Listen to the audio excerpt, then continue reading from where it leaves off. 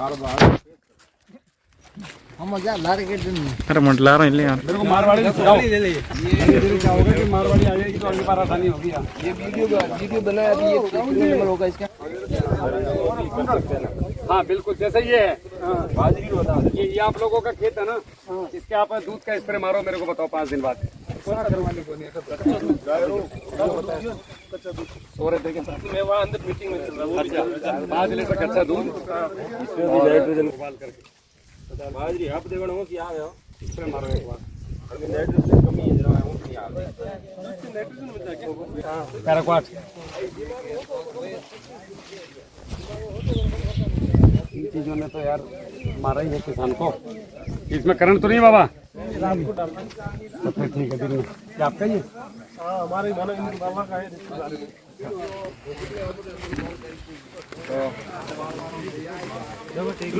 अभी देखो जो खाद देते हैं ना जैसे ये जैसे हम लोग खाद देते हैं तो आप लोगों के यहाँ घास होती है खूब है नहीं, अगर मिल जाती है तो इस घास को निकाला मत करो। आप 2 पेड़ों के नीचे मल्चिंग करके देखो कभी इस तरीके एक मल्चिंग करके देखो इस खेत में, शानदार आपको रिजल्ट मिलेंगे। और जो भी देना है खाद इसके नीचे दबा के दिया करो। और जब इसकी रूट पता है कब तोड़नी है? इसकी रूट हमेशा तब तोड़नी है आपको जब आपको फल निकल जाए वहां से, वरना रूट तोड़ने का कोई मतलब नहीं बनता है। ये बेचारा रूट बना के ला रहा होता है। अच्छा एक चीज सोचो, आप और मैं दोनों खाना खाने होटल में गए और मैंने आपके मुंह पे कूद मार दिया और कहा कि रसमलाई खाओ, तो खाओगे? नहीं। हमने इससे फल लेना है और हम इसकी सेवा कर रहे हैं फरवरी से, है नहीं? और हमने सितंबर के अभी आकर के इसी समय में ये जो टाइम आने वाला है अभी इस समय में आके हमने रूटावेटर चला के और इसको ठोक दिया, जड़ तोड़ दी। तो सीधी सी बात है, कोई भी हो, चाहे वो पौधा हो चाहे वो इंसान हो, सबसे पहले अपनी चोट को ठीक करता है। तो इसकी जो एनर्जी पौधे ने जो खाया था, जो स्टोरेज यहाँ पे लिया है, जो पत्तियों में लिया है, जो आपने दिया है अभी तक, वो इसने जो पाल रखा है वो फल देने के लिए और वेजिटेटिव ग्रोथ के लिए रखा हुआ है। लेकिन क्योंकि आपने जड़ें तोड़ दी और प्रकृति का नियम है जिंदा रहेगा तो आगे बढ़ेगा।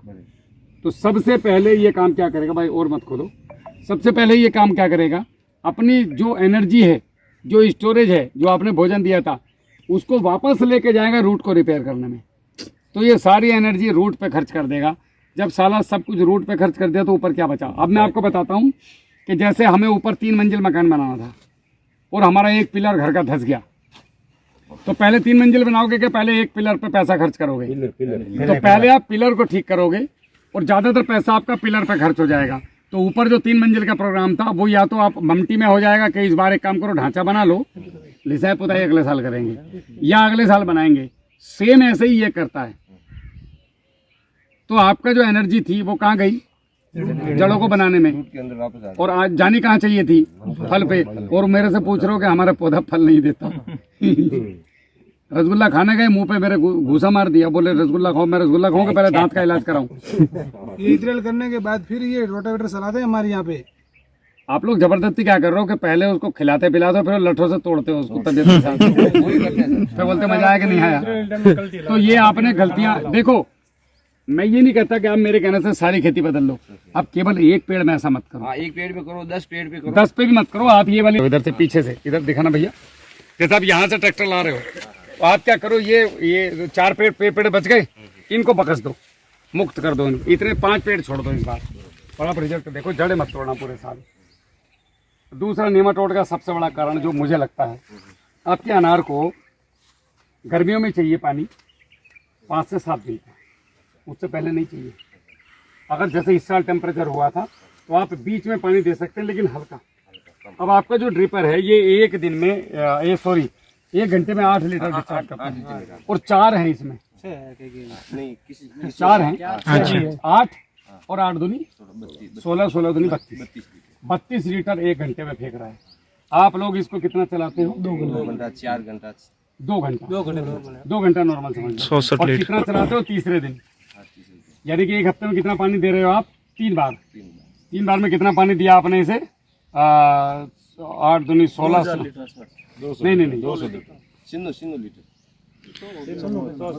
एक दिन में 64 लगभग आधा ड्रम। क्या आपको लगता है कि रेगिस्तान में राजस्थान में ये कांटे वाली फसल को जो बनी ही राजस्थान के लिए है इसको पानी की जरूरत है? ना कम पानी ना के बराबर। तो आपका जोधपुर शोध संस्थान बोलता है और कई शोध संस्थान और वैज्ञानिक बोलते हैं और हमारे भी लोग जिनसे मैं अनार सीख के और जितना मैंने अनार को पढ़ा, मैं यहाँ पढ़ने के बाद ही आया हूँ। अनार को पढ़ के देख के समझ के आप लोगों की बेसिक समस्या आप लोगों को बहुत 1 साल से फॉलो कर रहा हूँ मैं। अब कूदा हूँ अनार में, जब लगा के मर लिए ये लोग गए काम से, इनमें घुसो इनके अंदर। अनार को 5 से 7 दिन में केवल 1 घंटा ड्रिप चाहिए गर्मी के अंदर जो अनार की रिक्वायरमेंट है। इसको नहीं भी दोगे तो भी खड़ा रहेगा ये।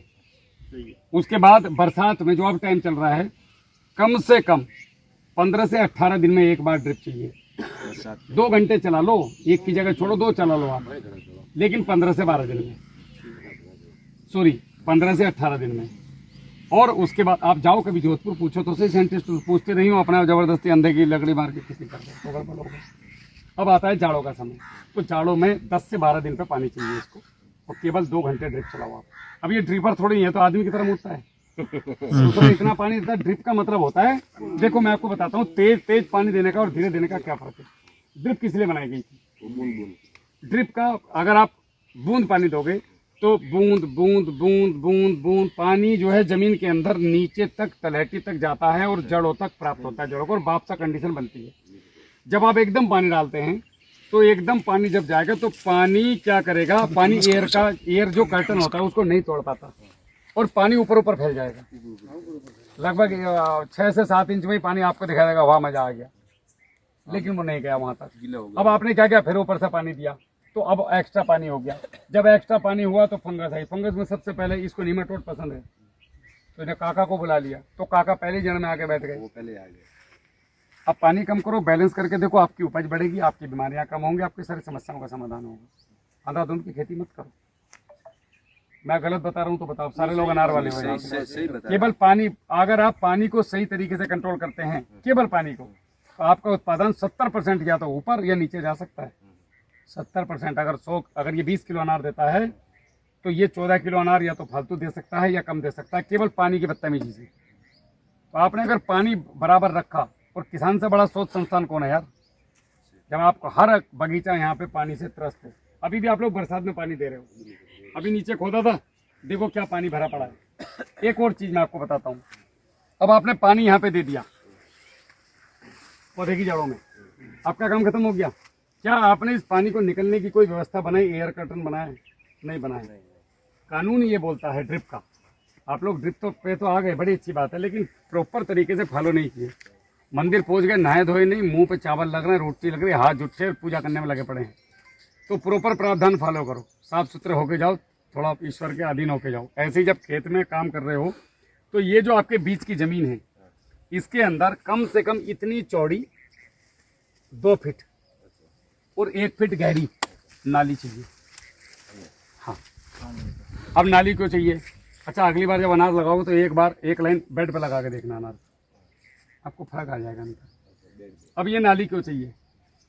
जब यहाँ पे नाली बनेगी तो यहाँ पे जड़ों में जितनी दिन कक्षाओं में जो एक्स्ट्रा पानी होगा, तो वो पानी लीच होने की व्यवस्था अभी आपकी मिट्टी में नहीं है। तो ये पानी जो यहाँ पे है जमीन में नीचे, तो ये इस तरीके से पानी है, आपका बेड है, ये पानी ऐसा पानी कभी भी ऐसे नहीं जाता जमीन में। आपको लगता होगा बूंद यहाँ गिरेगी और पानी इस तरीके से जाता है जमीन में, ऐसे जाता है पानी। और हवा कैसे आती है? आपको लगता होगा हवा भी हमारी तरह से आती है ना, हवा जड़ों से जाती है। ऐसे हिसाब है, समझ गए मेरी बात? ऐसे चलता है पूरी कहानी। तो जब आपके खेत में आपने 1 फीट की नाली बना दी, तो यहाँ एयर कर्टन बना दिया आपने। वेंटिलेशन देखा है रूम में, घर में सफोकेशन वाला मोरी बनाते हैं, मोरी, ये वो काम करता है। तो जब ये बनेगा, आप देखोगे पौधा यार अपने आप ही भाग रहा है बिना खाद के। तो जितना भी एक्सेस पानी है वो इस नाली की तरफ खींचेगा। ये साइंस है, अपने से गहरे की तरफ भागेगा और यहाँ से ये भाप बन के उड़ जाएगा और इसी एयर कर्टन में से जड़ों में हवा जाएगी और वो ऊपर आएगी। आपका पौधा ऑटोमेटिक पानी और हवा ठीक चलेगा। आप कुछ मत करो, वहां से और यहाँ तक बस एक बेड, एक नाली इधर और एक नाली इधर खोद के, और इनका रिजल्ट देख लो। इसी अभी करो तुरंत। खाई खोद नहीं हो बेसिक में खाई वाई कुछ करोगे फिर उसी को वीडियो को, हाँ इसको कट मत लगाओ। कट लगने में लोगों को क्या लगता है, पता नहीं जाने क्या बात पूछी होगी, किसान ने छुपा दिया होगा। तो भैया जी आपने क्या, वो खाई तो आपकी भाषा में बोलते होंगे लोकल में, खाई तो मतलब ये कार गिर जाए उसके अंदर। नहीं वो खाई नहीं, छोटी सी हाँ, नाली नाली दो फीट चौड़ी थोड़ी, और जिसमें आप चल सको। हाँ भाई स्प्रे करना है ये तो दो हम ही इस साइड- नाली में चलेंगे। आप लोग इस पे भी चलना बंद करो। इन पे क्या होता है, जड़ें टूटती है। अनार की जड़ें बहुत कमजोर हैं, आप देखोगे एकदम टूट रही हैं। और किसी पौधे की नहीं टूट, शहतूत की तोड़ो, किल्ली निकल जाए आदमी की, तराती से नहीं कटती नहीं है। टूटेगी। तो इसकी जड़ों को मत छेड़ो, और हो सके तो आप इस जगह में बाजरा बोया करो, और बाजरे को काट कर यहीं कर लो। आपके पास जमीनों की तो कमी राजस्थान में है नहीं, अनंत है, तो घनी है। खूब जमीन है। बाजरा बो और काटो, इसके मल्चिंग कर दो। आप लोग थोड़ी सी प्रैक्टिस सुधार लो, अनार आपको इतना पैसा दे देगा, आपने जिंदगी में सोचा नहीं होगा, और देता ही है ये। आप लोग अभी पैसा जहां तहां बांट रहे हो कंपनियों को, वो पैसों को अपने घर में लेके जाओ ना समेट के, केवल बुद्धि बस। जैसे जिस प्रकार कचरा भी होता है और अच्छा भी होता है, उसमें 100 का नोट गिरता है, हम 100 का नोट उठाते हैं, उसी प्रकार मेरी बातों में से अच्छी बातों को ग्रहण करना है, गलत बातों को यहीं छोड़ देना है। और आपके जो काम आ सकती है उनको आप फॉलो करो। कहीं भी कोई समस्या आती है, आप मुझे, मेरी टीम को कभी भी फ़ोन कर सकते हैं, मैसेज कर सकते हैं कि राहुल भैया, आपका जवाब मिलता है कि नहीं मिलता है। जब भी मेरे को समय मिलता है मैं रिप्लाई करता हूँ, मैं कहा बताओ क्या समस्या है। तो हम 10 बार भी आएंगे यहाँ पे अगर आपकी जरूरत होगी तो, एक बार भी आपसे पैसा नहीं लेंगे कभी ज़िंदगी भर भी, जब तक आप जिंदा हो और मैं जिंदा हूँ। हम कोई चार्ज आपसे पैसे का नहीं लेने वाले। लेकिन आप लोग अपने आप को सुधार लो। इसको बोलते हैं समाज को सुधारना, देश को सुधारना, मिट्टी के लिए काम करना। तो आप लोग काम करो, हम आपके साथ खड़े हैं। लेकिन ये चीज़ें करो आप, बदलाव, आपको फर्क पड़ेगा। हमने केले में किए तो हम उसमें कामयाब हुए। ये तो केला भी पारंपरिक विधि से लपालप ऐसे भर के पानी जल भराव करके लोग केला करते थे। अब बीमारी इतनी आ गई कि केले को छोड़ने की स्थिति आ गई। असल में भारत की स्थिति ये है कि आज हम, आपको लग रहा है कि हम केवल अनार वाले परेशान हैं ना, आप धोखे में हो। आप जिस फसल के वाले के पास जाओ वो ये कह रहा है कि मैं तो अंगूर अगले साल लगाऊंगा ही नहीं, दवाइयों से परेशान हो गया। गन्ने वाला बोल रहा है गन्ना छोड़ूंगा, धान वाला बोल रहा है धान। अबे तुम क्या क्या छोड़ोगे? अंगूर और केला तो और भी खराब है, कुछ मत सबसे छोड़ो, ज्यादा फंगस आती है। आप केवल तरीके बदलो और प्राकृतिक, ये समोसे छोड़े ना, केवल मट्ठा दही खाना चालू करो, वो वाला जो मैंने बताया, अपने आप बॉडी फिट हो जाएगी भाई। ये समोसे और जलेबी ने तुम्हारा काम खराब किया है। जो शुरू में भाभी के कहने पे लेके आ गए थे बाजार से, अब वो भाभी को बोलो भाई खाना बना, मैं तो यहीं बाजरे की रोटी खाऊंगा और ये दही पीऊंगा। तो आप लोग धीरे से इन चीज़ों पे आओ, अद्भुत आपको रिजल्ट मिलेंगे। और मिल गए आपके पास, वो मुल्ला जी का नंबर दिया, आप उनसे पूछो। उनके सबसे बड़ी बात पूछना क्या है, अचानक से जाओ उसके खेत पे और देखो बना हुआ है कि नहीं है, और उसके मजदूर से पूछो चला रहा है कि नहीं चला रहा है, और उसके बाद पूछो क्या रिजल्ट आया है।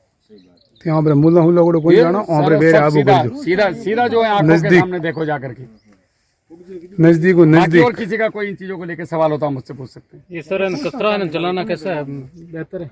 नहीं, ये जो आपने जैसे अभी इस पर मारा घास पे, ये घास कोई इसको नुकसान नहीं दे रही थी, जो मेरा मानना है। अभी इस समय पे जब आपकी फ्लावरिंग आने की तैयारी हो, उस समय पे गलती से भी किसी हर्बिसाइड का प्रयोग ना करें आप, क्योंकि कुछ भी कर लो, ये थोड़ा बहुत भी सही, ये पौधे को नुकसान जरूर करता है। और पौधा जरा सा भी ट्रेस में आया तो फूल ड्रॉप कर देगा आपने। यदि यानी पहले करे तो उसमें यानी पहले कर दो, पहले कर दो, बाद में नहीं। बाद में अभी ये क्या करेगा, पौधा स्ट्रेस में आ जाएगा। पौधा स्ट्रेस में आया तो ये सबसे पहले अपने फल गिराता है, मतलब इसको लगेगा मेरी जान को खतरा है, तो ये कहेगा यार मकान बाद में बनाएंगे, पहले जरा घर का गेट मजबूत करो। तो ये एनर्जी को पत्तों में डाल देगा या किसी और चीज में कन्वर्ट कर देगा, और आपके फल ड्रॉप होने शुरू हो जाएंगे। तो ये एक साइड इफेक्ट होता है। जैसे मधुमेह को धुआं लगे, हाँ, सीधी सी बात है, कोई भी चीज है तो ये हर्बिसाइड का प्रयोग इस समय पे स्पेशल ना करें। इथेनॉल करने के बाद में नहीं करना है, पहले करो तो ना, चलेगा। बल्कि इथेनॉल का भी मैं आपको एक जल्दी ही विकल्प देने वाला हूँ देसी में, कि ये साला इथेनॉल भी ना मारना पड़े अनार के ऊपर। ये भी गड़बड़ चीज है, जानबूझ के जबरदस्ती उसको हम तनाव देते हैं कि वो पत्ता छोड़े। तो ये काम अगर प्राकृतिक रूप से कैसे हो सकता है, मैं इसके ऊपर काम करूंगा। तो आप लोगों को कैसे मुक्ति मिलेगी, जैसे आप लोगों का ये है अभी इसमें तो बन गए लगभग, नहीं तो जो मैं जितना, जैसे मादा और नर की कैसे पहचान करते हो आप लोग? लंबा वाला होता है वो होता है मादा, ये है ना, जैसे गागरा धोती से। ये लट्टू, ये गोल वाला है लट्टू, हाँ ये नर है, ये नर है। और ये जो है ये है मादा, ये मादा है। ये मादा है। तो जो गोल लट्टू होगा वो तो खैर आपको पता ही है। ये देखो ये नर है, ये दो नर हैं, ये दोनों एक का हाँ। पति है। और ये मादा है। ये मादा। बनेगा ये भी, लेकिन ये किसी काम का नहीं है, ये जल्दी ही निकल जाएगा। छोटा वाला सही है। और इनको तोड़ करके जो आप लोग के गिरते हैं जैसे, हाँ हाँ। ये सब माइक्रोन्यूट्रेंट है साहब। इनको उठा करके ड्रम में डालो। वैसे भी ऑफ सीजन होती है ना, जब हमारे इत्रल पकड़ने आपके के पास तो पहले अनार फूल खूब गिरता आते है। हैं, फूल आते कोई हैं। कमी नहीं है क्या अनार। गिरता है? वो नीचे वाला नहीं लेना, उठावे ना नीचे वाले वो जो गिरते हैं, वो नहीं लेने। उसमें वो क्या सूख गए, अगर गीले हैं तो ले लो, सूखे वो नहीं लेने। लेकिन एथरल मारने के बाद के नहीं लेना। इथरल के बाद भी कुछ दिन के बाद 10-15 दिन, ये तो पता चला साला एथरल ही ग्रो हो रहा है उसके अंदर। ठीक है। चलो, अभी कोई सवाल किसी का?